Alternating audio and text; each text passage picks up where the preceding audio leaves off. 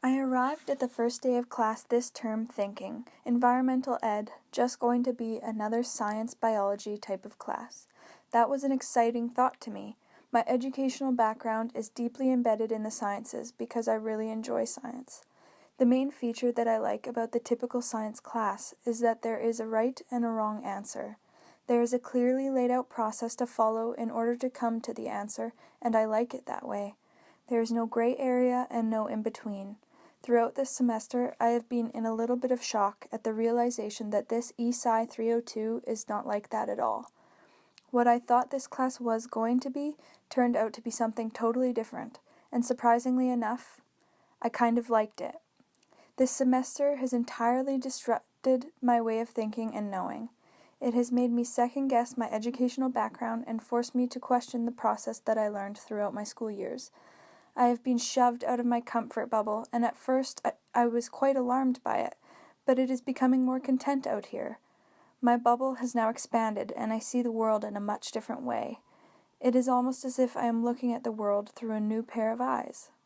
When asked at the beginning of the semester, what does eco-literacy and environmental education mean to you? My response was quite simple.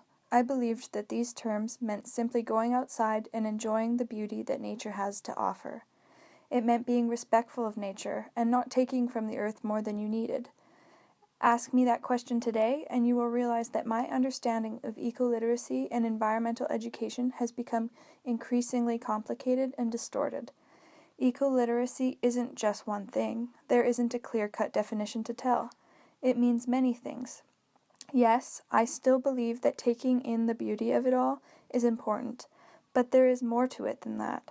It is using your 5 senses, breathing in the fresh air, smelling the fresh flowers in the garden, hearing the birds chirping blissfully in the morning, feeling the copious different textures of the environment, seeing the absolute beauty of it all, as well as the destruction that is being done to it, and even tasting the nourishment that it cultivates for us.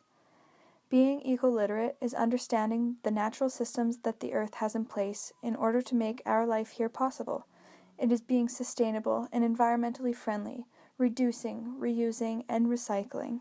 It is many things that are fairly simple to do, yet in reality, not many people are aware of or respectful enough to do them. This course has shone a light on the fact that I previously was unaware of what eco-literacy was, and that there were many more things that I could have been doing all this time to give back to the earth that has given me a home all these years.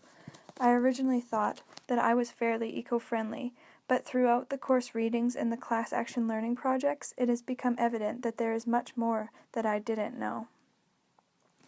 The David Orr reading was what originally sparked my interest and revelation about eco-literacy and the environmental education journey.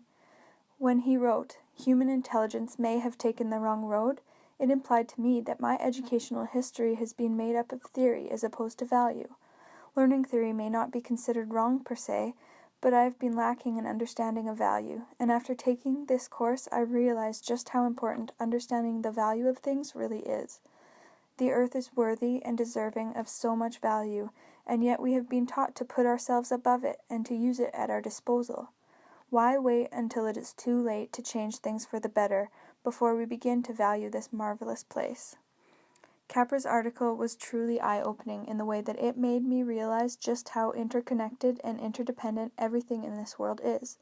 The earth depends on our actions just as much as we depend on it to provide for us all of the sustenance and the shelter that we need to survive.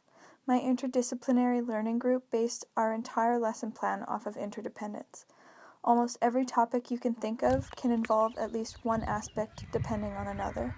It is how the world spins around, and it is how we survive and we prosper. Looking back on my eco-literacy love letter, it is evident that my understanding of eco-literacy has grown and evolved a lot since it was written.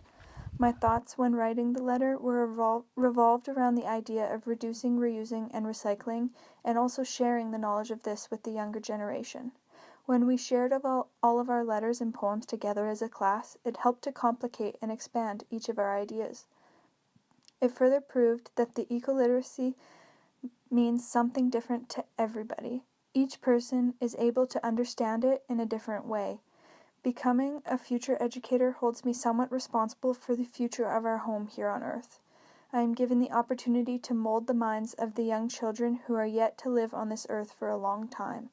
I hope to instill sustainable living and eco-literate ways of life in these children as best as I possibly can. I want to share with them the experience of little green thumbs like Morgan Herbison did with her class. It is truly a great way to bring the outdoors inside and to bring an environmental educational twist to interdisciplinary planning. You can see the passion that Morgan has for her environmental education, and I hope that I can do the same and spread the passion with my future students.